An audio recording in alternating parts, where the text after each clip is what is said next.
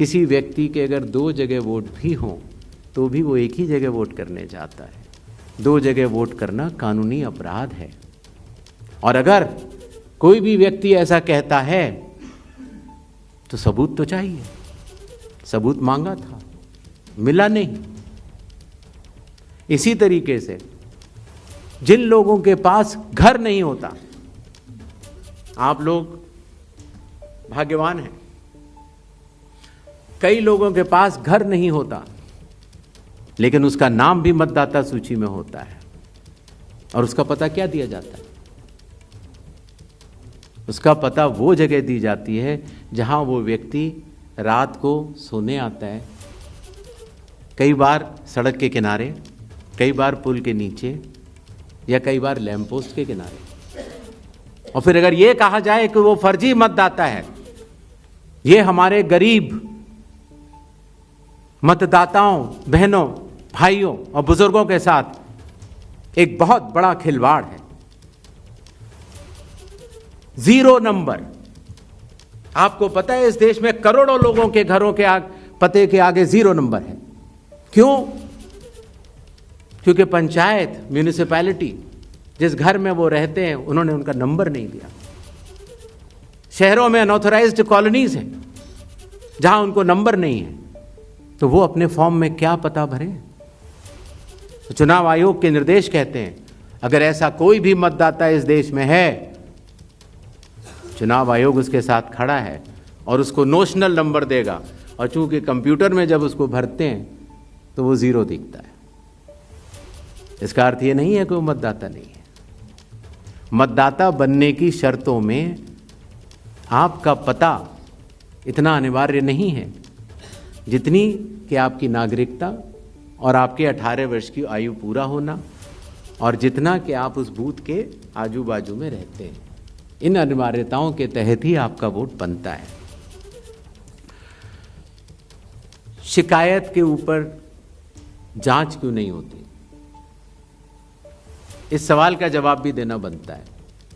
अगर मीडिया में किसी एक व्यक्ति के बारे में शिकायत आ जाए तो चुनाव आयोग कहता है कि नियम में तो नहीं है लेकिन कर लेनी चाहिए। वो सीईओ को बोलता है, या सीईओ कई बार चीफ इलेक्टोरल ऑफिसर स्वतः संज्ञान ले लेते हैं, डीएम स्वतः संज्ञान ले लेते हैं और जांच कर लेते हैं। लेकिन अगर आरोप 1.5 लाख मतदाताओं का हो तो क्या बिना किसी सबूत के, बिना किसी हलफनामे के 1.5 लाख मतदाताओं को नोटिस जारी कर दिया जाए?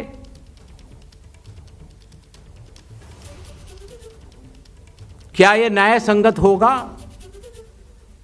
कानून में न प्रावधान है, न कोई शपथ पत्र है, न कोई एविडेंस है, न कोई सबूत है, तो क्या 1.5 लाख नोटिस जारी करके उन मतदाताओं को एसडीएम के दफ्तर में बुलाया जाए और यह कहा जाए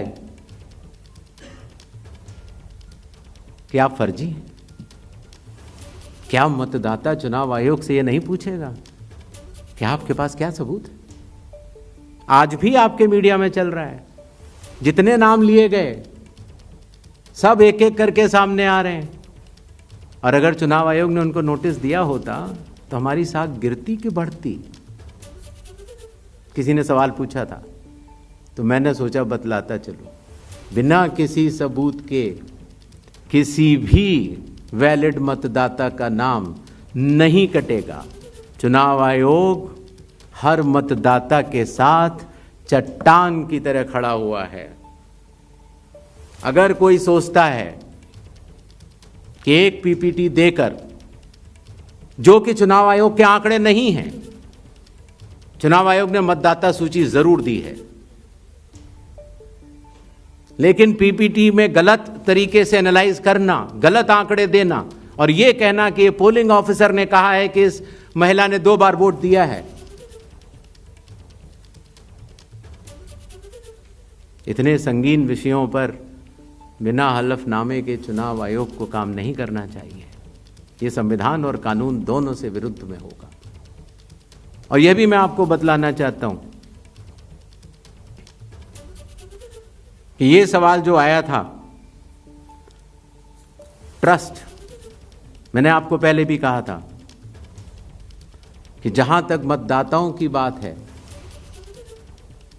हिंदुस्तान में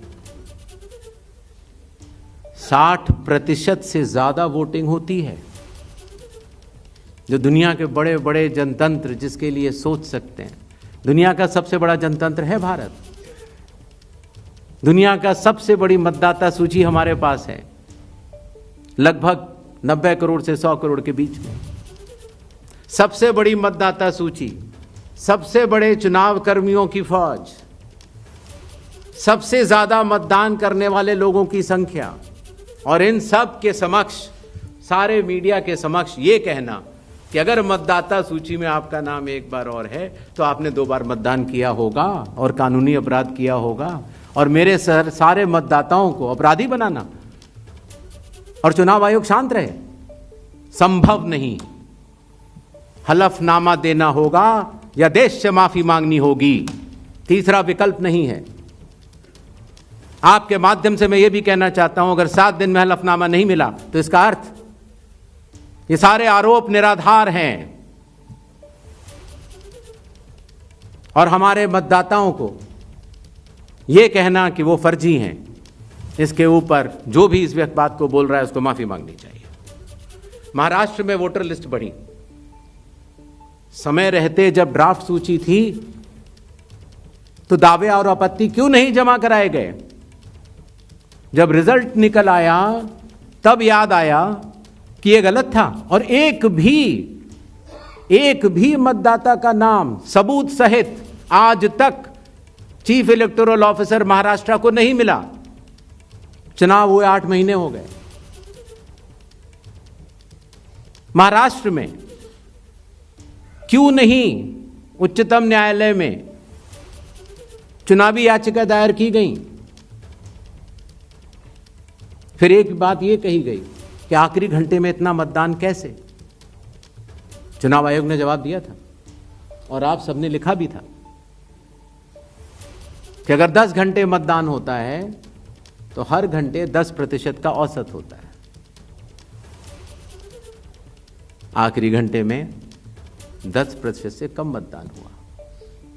तो यह बात कैसे कही जा रही है? ऐसा नहीं होता कि किसी भी बात को अगर आप 10 बार बोलते रहें, 20 बार बोलते रहें तो सच हो जाए। सच सच होता है और सूरज पूरब में ही उगता है, किसी के कहने से पश्चिम में नहीं उगा करता।